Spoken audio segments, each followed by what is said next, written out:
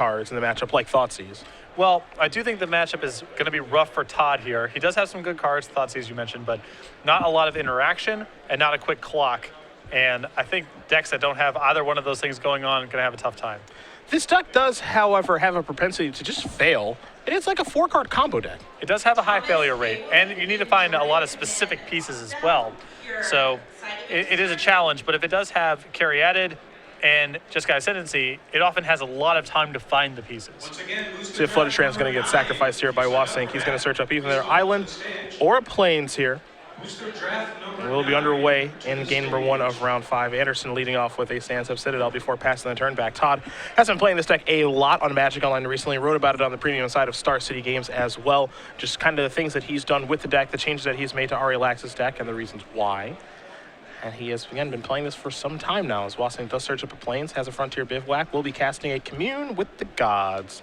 So time to take a look at some cards here. Kiora's Follower is the first, along with a Treasure Cruise, a Sylvan Caryatid, a Nissa World Waker, and then a Rattleclaw Mystic. So, add to the hand a little Sylvan Caryatid action, as you can put an enchantment creature or a creature into your hand. Here's a Thoughtseize.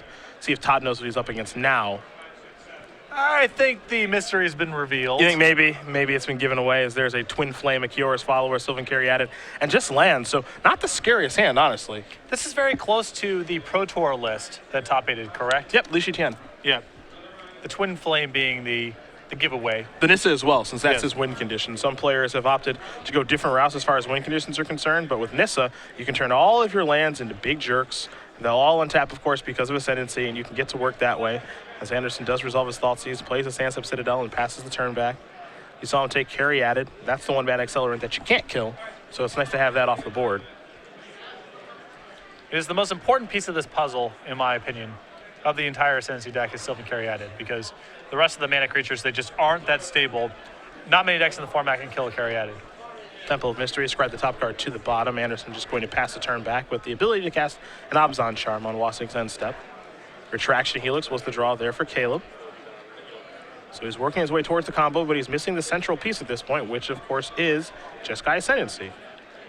For this kind of matchup, you'd really want to have the Delve card drawers. They seem really important to weather the storm of Todd's discard and removal. Kiora's Follower does join the party. Anderson just going to draw a card here. Courser of Crewfix is what he's found. Can have the ability to cast an Abzan Charm, elected not to.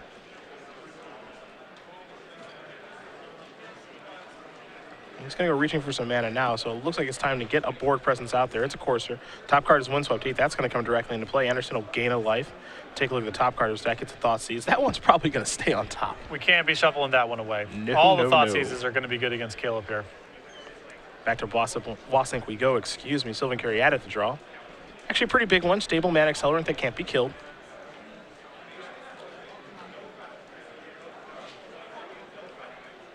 And the big question here is, how is Todd going to be able to get enough of a clock going?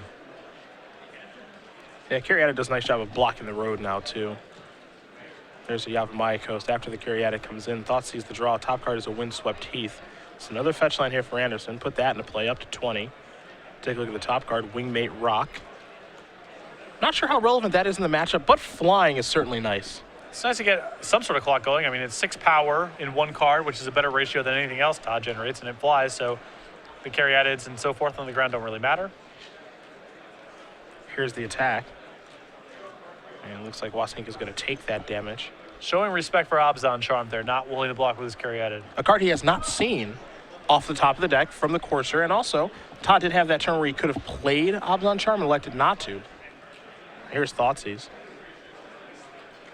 See Retraction Helix, a Twin Flame, and a copy of Mana Confluence. Going to very quickly take that Retraction Helix. There's a Caryatid there for Anderson, and he'll just pass the turn back over to Wassink. Time for a draw step, Dragon's Mantle. So still working his way towards the combo is Wassink, and not underneath a ton of pressure. Considered attacking there for a moment, decided, you know what, you'll probably just block with the Caryatid. Not a lot to be gained.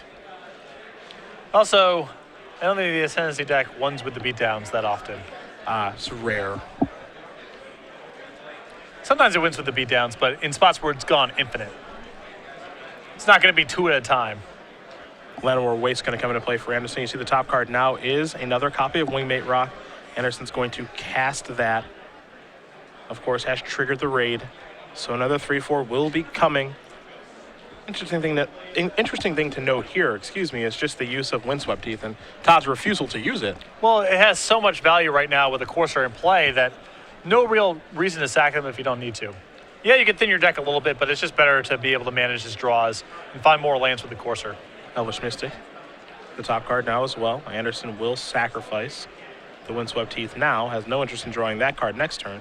Still a search up either a forest or a plains here. We'll go with the forest. Shuffle up a deal here in just a moment. Well, it looks like he's going to go to the skies to try to get this one over with. He's got Caleb dead, not this turn, but next.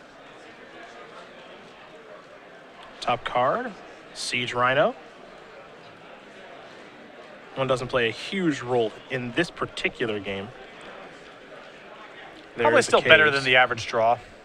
I think that's likely.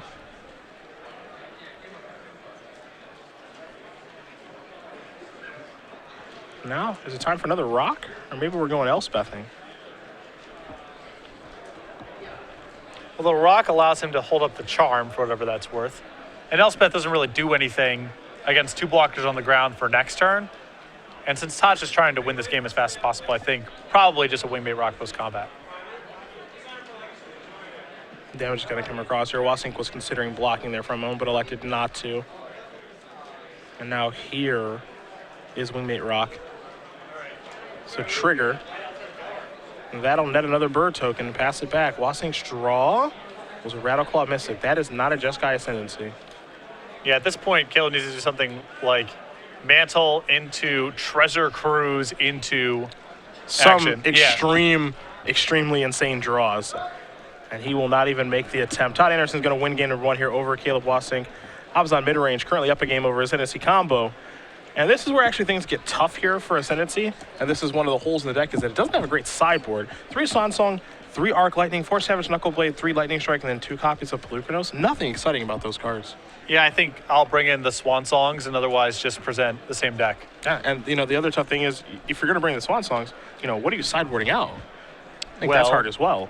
I don't know, can you get away from things like Kiora's followers? Like, your creatures just feel like they die, and you're on carry at it or bust. Yeah, I'm not sure where else you would make room because everything else seems like an essential element, a combo piece or a card drawing spell or something. So, if it's not that, I don't know what else you're supposed to do. Yeah, that's what makes it tough, right? Do you want to sideboard out Briber's Purse or Twin Flame? You can't sideboard out Nissa, of course. That's the way that you actually win the game. So, well, most of the times, I suppose. There are times when you can do it with Mad Accelerants attacking for a lot. But, yeah, I think it's really tough to figure out what you're supposed to sideboard out in this deck and what you're supposed to, board in a lot of the time. Though I do agree with you, in this particular matchup, I wouldn't want Swan Song. On Todd's side of the table, a Silence of the Believers, a Thoughtseize, 3 Bioblades, 4 Drown Sorrow, 2 Nissa Worldwaker, a Liliana Vest, 2 copies of Doom Blast, and a Death Frenzy. There's also close to nothing here to bring in, just the 4 Thoughtseize. I mean, I guess you can bring in the Bioblights. They fight the non-carry-added mana accelerants, but the rest of this is just nothing. The Thoughtseize is clearly a slam dunk. Yeah, that's it. That's really it. I think the Bioblights might come in, but I think Todd's going to be sideboarding very light in this matchup. It's time to talk about our Ooze friend, but it's not for SCG Game Night where we're giving it away. We've also got the Creature Collection pack here. We've got a playmat. We've got deck box, dice bag, sleeves, the whole shebang. Yep, and just like the tokens that we produce, you can always get 2 copies of these free when they're the new thing for the Legacy opens whenever you sign up. And then you see the entire roster of other Ooze-related products like deck boxes, sleeves, dice bags, playmats, everything that you may want for your Ooze-themed deck. For some reason, Ooze is... I'm not like a really big pun guy, but Ooze puns are always funny to me. The fact that it rhymes with who's makes it really easy. It shouldn't be that funny, but it's actually quite good. Sometimes things are funny because of how easy the joke is. That's true. You make a good point. Yeah. Ooze is nice, though. I like Ooze. I wonder what the best Ooze is in Magic history. The best Ooze? It's probably Scavenging Ooze. I'm sure that Scavenging Ooze is pretty high on the list, I would imagine. I had to think about it. What Ooze has performed the best, in Magic history? It's just been, because we had the snake discussion where I just couldn't think of a snake, and everyone informed me that Lotus Cobra's a snake. So that's probably the best snake in Magic history. But what's the best Ooze in Magic history? I'd have to think about it some. These things don't come to the top of my head with the same sharpness that they used to. Because Scavenging Ooze is quite good. Yeah. But you don't think of Scavenging Ooze as like, it's just the best card I've ever seen. It's probably the best ooze, though. Well, in the history of Magic, it's probably among Green's 10 best creatures, I would imagine. There's Necrotic Ooze. Not as good as Scavenging Didn't Ooze. do that much, yeah. Not as good as Scavenging Ooze. There was that Ooze and Onslaught block that gave something like a -1/-1 count. It like gave something -1/-1 and then grew. It's like a black Ooze. Not coming to mind. Not great card, but I couldn't beat it in that limited format. Sure. That's all I remember. I think it was like Consumptive Ooze or something. It's a really good card. You're supposed to be the master of that format. Of Onslaught? Yeah, you were good at that format. I could hang. Little Rattleclaw Mystic action here. Probably the best Mystic of all time. Here's a Stoneforge Mystic? I am wrong. I am not right. I would go with Stoneforge Mystic. You said it comes slow to you. You lied that to one, me. That one's ridiculous. Jeskai Ascendancy, a Rattleclaw Mystic, a Twin Flame. Actually, 2 Ascendancies over there. So a pretty good hand here for Caleb. He wasn't able to find Ascendancy last game, but he found it this game. There's Jace the Living Guild Pack, probably the best Jace.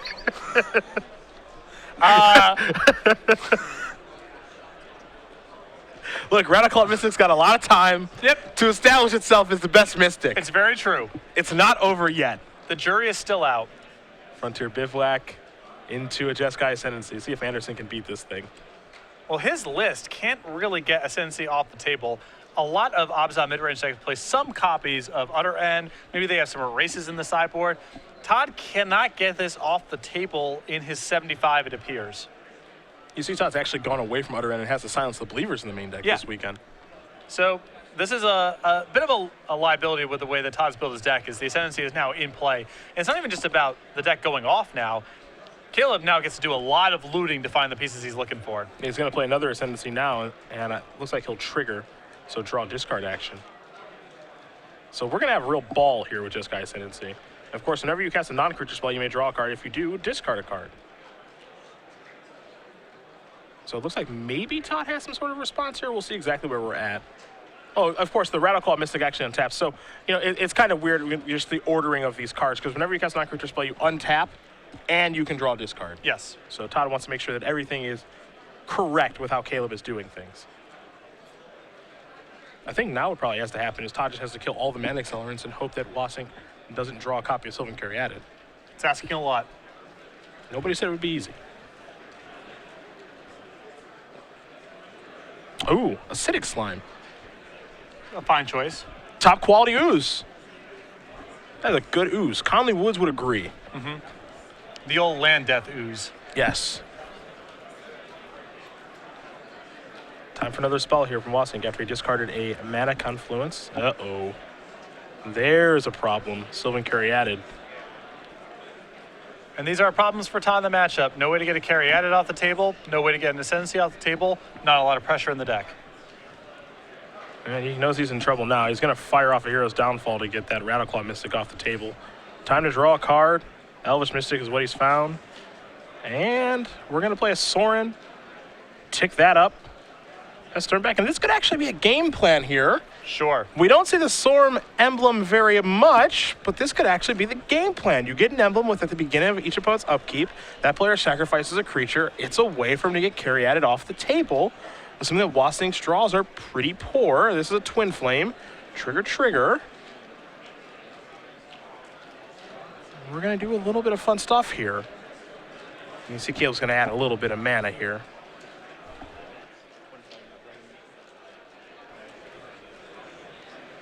So I guess this is Todd's long ball shot at getting a Caryatid off the table, is going straight to a Sorin emblem. Takes a little while, but that's the big plan.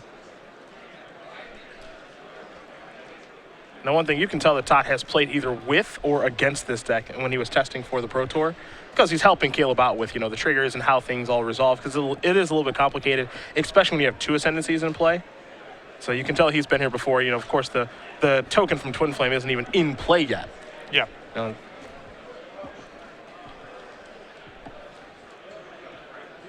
So now Twin Flame will resolve.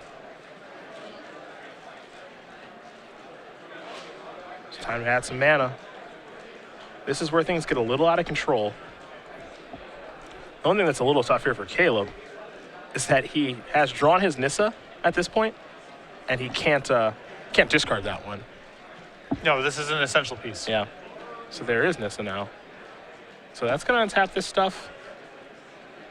See if he wants to, draw and discard with these Ascendancy triggers. His card in his hand is a Briber's Purse. So it looks like he will do this once. There's Tormenting Voice. And he will do this again. Commune with the Gods. And I really feel like the piece of the puzzle that Caleb needs is one of his card drawers, because he's going to have a lot of selection. It's just an issue of, does he have enough buffer with cards in hand and all the looting that he wants to be doing. So if he can find a Treasure Cruise or a Dig Through Time, that would be a huge help. Elevate going up on Nissa, of course. Frontier Bivouac is now a 4/4. Gonna add some mana here, it looks like. There's a Commune with the Gods. That'll trigger this twice. Untap there. Let's see how far he can go with this. So hit 1 and 2 is Dig Through Time. 3 is Commune. 4 is Jeskai Ascendancy. And 5 is Dragon Mantle. So the first card was a Frontier Bivouac. Looks like he will take the Mantle. The rest will go away. Certainly a complicated combo deck to play. A lot of triggers, a lot of little pieces of interaction. You see this in decks like Legacy Elves, for example. Yeah. But not often in a standard deck. So now Dragon Mantle. Looks like it's going to go on the Frontier Bivouac. That is a land creature because of Nissa. So this is going to untap and allow Wassink to actually add some mana here. You have to imagine he's got some red mana floating here for the Dragon Mantle. So you can dump some of that into this creature. Draws a card, doesn't activate Ascendancy, of course, since he had no cards in hand. Drew a copy of Temple of Abandon. He'll be able to attack for what looks to be a relevant amount of damage. I'll see if he wants to go after the Sorin, if he wants to go after Anderson's life total. I would imagine, again, it doesn't feel like the matchup is that much about incremental points of damage, although with an unchecked Nissa, maybe it can get to that point. My instinct would be the best course of action just to get the Sorin off the table. But we will see. With an unchecked Nissa, maybe Caleb can just start making 4/4s and attacking. That could be the big plan. Now, does Todd have Bile Blight in his deck list this weekend? He has him in the sideboard, Okay. so he has the ability, if he can find his own copy, to then Bile Blight his own Caryatid and get out of it that way. But that's, again, asking a lot. It's a very fringe move as Anderson's down to 7 here. Todd will draw a card. And there goes that token from the Twin Flame. Anderson draws. Looks like a copy of Hero's Downfall is what he found. Tough part here is there's a tension, right? Because he wants to cast, in a perfect world, Hero's Downfall to kill the Nissa, but then he can't beat the Frontier Bivouac plus red mana. So he might actually just have to kill the land, but he's going to go over this way. I suppose, hey, he's got this, and he can tick this up. So right now the Elvis Mystic is actually a 2/1 with lifelink. We can't forget about that. Sorin goes the entire turn. So he at least has a chump blocker. Well, we can't forget that the land's off of Nissa Trample. Yeah. And depending on how much red mana Caleb can generate this turn, he might be able to trample over for the W. Retraction Helix is the draw, and that actually lets him go crazy. Yeah, he has Dragon's Mantle plus Retraction Helix plus Jeskai Ascendancy, yeah. which is... I would imagine, given that Caleb's been kind of taking his time here, a little bit slow through the operations, that Todd will make him play it out. Yep, Todd wants to actually see him do it physically and make sure he knows exactly how it does work. Now, for those of our viewers who don't know exactly how this works, why don't you give us a brief explanation? So the Retraction Helix goes on to the Caryatid. It looks like Todd's conceding here. With that, you can either return a 0-cost card to your hand, like Briber's Purse, for example, or you can send back a 1-cost card that cantrips, like Dragon's Mantle. That establishes a loop where you're able to generate infinite mana and loot through your entire deck, from which point you can find the kill. And that's exactly what Caleb would do there in that situation. Of course, we can't forget, too, that Jeskai Ascendancy is not only untapping the mana accelerants and the land, but it's also making them bigger because every spell that you play, which is Dragon Mantle, gets +1/+1. Exactly. So you have that 4/4 land in play from the Nissa that has Trample, and that's just getting +1/+1 from every Ascendancy trigger through that entire loop. So Caleb can draw his whole deck and find some way to win, but he already had the win in play, which is attacking with an unlimited land. Game number 3 is where we're going to be headed in just a moment here, as Caleb Wassink does win game number 2 over Todd Anderson. Ascendancy combo and Abzan mid-range, headed to a third and final game.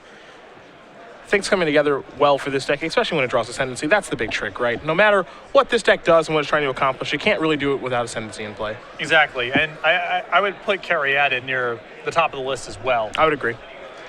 Yes, sometimes you can win with the other mana creatures, but against any sort of resistance, it's going to be really hard to go off with Rattleclaw Mystic or Kiora's Follower. So Caryatid plus Ascendancy, and then the rest is kind of cleanup.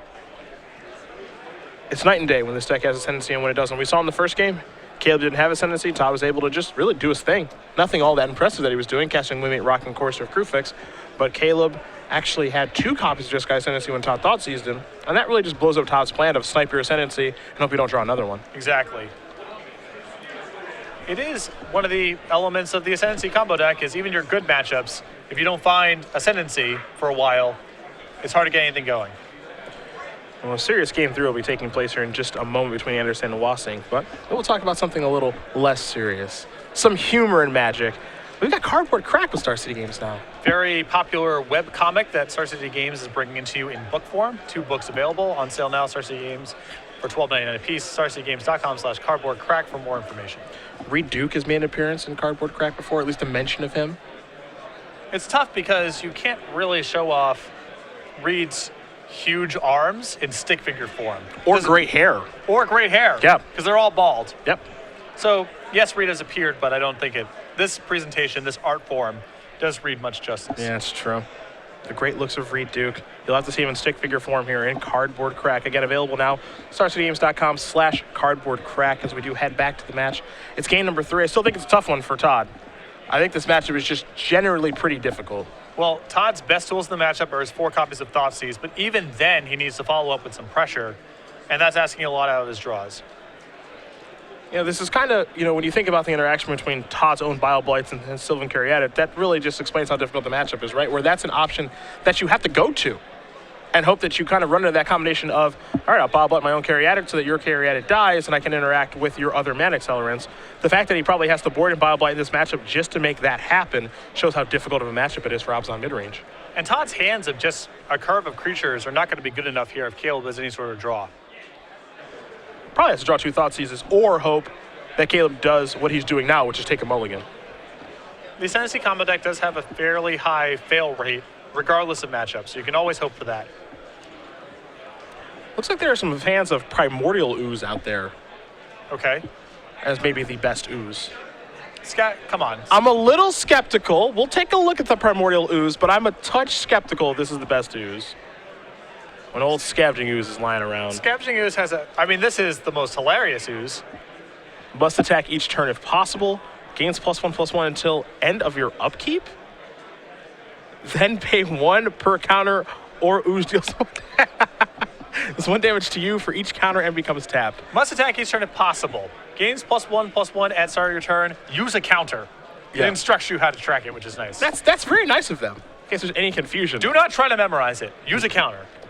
Elvish Mystic in the house here. Frontier Bivouac there for Wassink. I'm going to have to disagree with Philly B322 about Primordial Ooze. Yeah. That was a card that even when I was bad at Magic, I was able to comfortably dismiss. Nice. Nice. Well, there's a Caryatid, so there's your Bile Blight target. All right, step 1 of sorts, although it appears that Todd's hand is just 4 lands. It looks a little land heavy, yes. I think he's relying on these temples to fix this. Here's a Temple of Plenty for Wassink. Top card going to go to the bottom, pass it back. Anderson very quickly draws a card. It's another copy of Caryatid. There's a Temple. Take a look at the top, leave it on top. Bash in for 1, and another Caryatid. The problem is even if Todd attacks Caleb's hand, it's still hard for him to stop Caleb from just drawing Ascendancy and putting it into play. He has no pressure. He has no pressure, and he has no way to remove it from the table. Temple of Abandon here for Wassink. Top card going to the bottom. 2 mana. There's a carry at it there for Wassink. Anderson will untap, draw a card. Well, he kept Nissa on top, and that's a clock. So we take a look. Top card go to the bottom there off the Temple of Malady. Anderson going to go reaching as he will cast the Nissa this turn. Well, there is the World Waker. He's going to turn this bad boy into a 4-4. It's time to get in the red zone, try to close this game out as fast as he can before Wassink does get set up. Looks like Wassink is going to go down to 15, and it's all in the World Waker in the top of Todd's deck now. Though Nissa does do the best job out of any card really in Todd's deck at generating the most pressure. Yeah. Nissa was the draw actually for Caleb this turn as well. His 1-of that can get the job done. See a Briber's Purse over there in Wassink's hand. He also has a Retraction Helix. Elvish Mystic as well. I think he's got at least 1 Swan Song, maybe 2. But what he's missing, I believe, is Jeskai Ascendancy. And by the looks of things, if Caleb finds just Ascendancy, I think he's ready to go. That's all he's missing. He has a Retraction Helix. He has a carry added. He has a Briber's Purse. He's got everything. A Rattleclaw Mystic will come down as a morph. That could be anything. But it is most likely A Rattleclaw Mystic. yes. Yeah. Take a draw. Thoughtseize. A ding, ding, ding. Big draw there for Anderson. And now it's time to cast the Thoughtseize. And we will see the hand here from Wassink. I believe in just a moment he does have the option to Swan Song this if he'd like to protect his hand. But it looks like he's not going to do that. So he has the second copy of Retraction Helix in hand. Could take the Briber's Purse here. Taking this, you would think that would get the job done, but that's not actually the case because they can just make their creatures large enough to kill you. Exactly. So that's not the lockout that you would think it would be. It actually what kind of makes this deck a little bit powerful. Looks like he will take a Retraction Helix, Will Anderson. He'll write down the contents of things. Take a little bit of damage, of course, from the Thoughtseize. You have to imagine trying to keep that pressure on after playing this Temple. See what the top card is. Left it on top. Elevator up to 5 on Nissa. This Temple of Malady will become a 4-4. Can't forget the lands do trample, so blocking will not be great here for Caleb. And in they come. So he's taking 8 here and going to 7. The next turn, Todd has 12 points of trampling damage against 5 points of defense. So he's got this lined up as things currently stand. Oh boy. A Jeskai Ascendancy comes rolling off the top of the deck.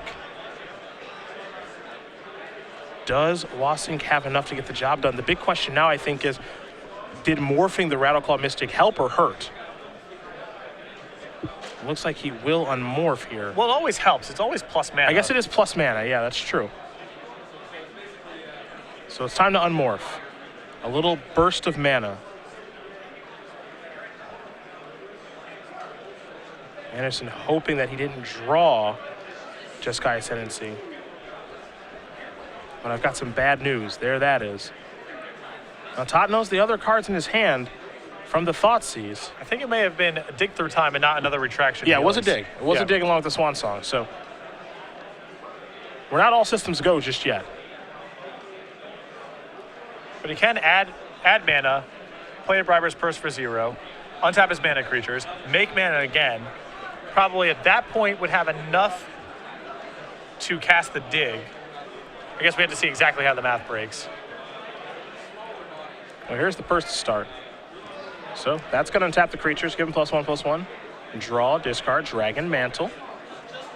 That one doesn't help all that much in this situation. Still needs the Retraction Helix. Well, it's nice insofar as it's a draw and a loot for free. Absolutely.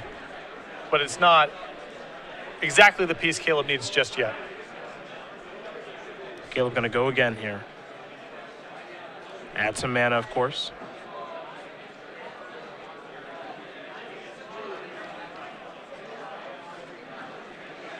Looks like it might be time for the mantle. You see he's explaining to Todd just how much mana he does have floating.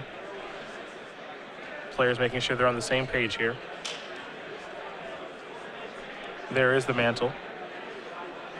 So you see 2 showing +2/+2. How many spells have been cast here?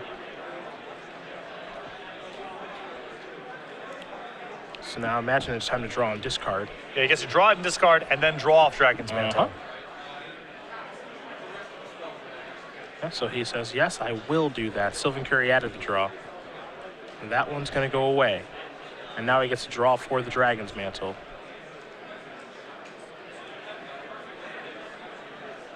So long as he does remember his trigger to do that. May have forgotten the trigger. Yeah, it looks like he may have forgotten the trigger. Now it looks like he's going to dig through time.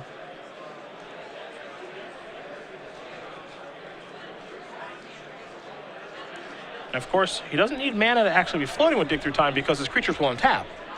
Yes. So he'll actually get some more shots at it. Again, see, hoping that there's enough mana for him to be able to do what he wants to do here and delve to cast dig through time. Keep in mind just the total pressure of the situation right now, too. Caleb most likely playing on camera for the first time. Yeah. Complicated deck. Player he definitely recognizes if he's looped into competitive Magic at all. And the pieces are potentially there. He's got to find them. 4, 5, 6, 7. None of those cards are Retraction Helix. He gets to take 2 of those. Dragon Mantles will give him redraws. Yes. I'm not sure if he missed the loot trigger on the Ascendancy off of his dig. Oh, at this point it is too late. It is definitely too late. I can confirm that he did miss it because he didn't, I mean, his only card in his hand is Nissa Worldwinker. Yeah. So he did not loot with it. But these Dragon Mantles are a lot of looks. Yep. 2 more mana. It's a complicated deck to play. A lot of triggers. The comparison of combo elves, I think, is accurate.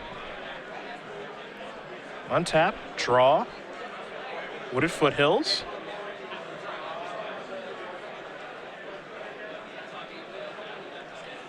So, he will now activate this again. Play a Dragon Mantle. Up to 5. Untap. Draw off the mantle. He's going to loot this time. And then he gets to draw off the mantle again, as long as he does remember his triggers. And Todd's under no obligation to remind him about any Absolutely of this. not. I mean, when you're playing the combo deck, it's your job to know exactly how your combo deck does function. There's Nissa. And Caleb has... Oh, boy. Is that a Swan Song or is that a Retraction? That was a Retraction Helix on the last draw. And that lets him go all the way home. Now he has it. Yep, and you see Todd kind of clap his hands and no, I couldn't fade it on the last one. Yep, there's the Helix. He has it all rolled up now. Yep, he gets to just do whatever he wants to do. He gets to bounce his Dragon Mantles, go crazy, and that is going to do it. Caleb Wassink's going to win this match over Todd Anderson, 2-1. Ascendancy combo moves on to 4-1, giving Anderson his second loss. And for Todd, taking the trip out here from Roanoke, definitely a tough loss to take in that situation. Caleb missed some triggers there on the last turn, but he remembered just barely enough of them. As the last card he looked at there was the Retraction Helix to take this match. There are a lot of triggers with the Jeskai Ascendancy combo deck, and I think the important thing for players who are looking to learn how to play the deck is you got to know how all of your triggers work. You saw Anderson assist Wassink a little bit there with, the ticking up the Jeskai Ascendancy on how many +1/+1s there would be there and how many times it's been used for the turn, and making sure that the sequencing is correct, because what actually happens with Jeskai Ascendancy is when you play the spell, the stuff happens from the Ascendancy, which is your creatures get +1/+1 and they untap, and you get the option to loot. It is a you may, of course. And then your spell resolves. Yeah. So you cast a Dragon's Mantle, you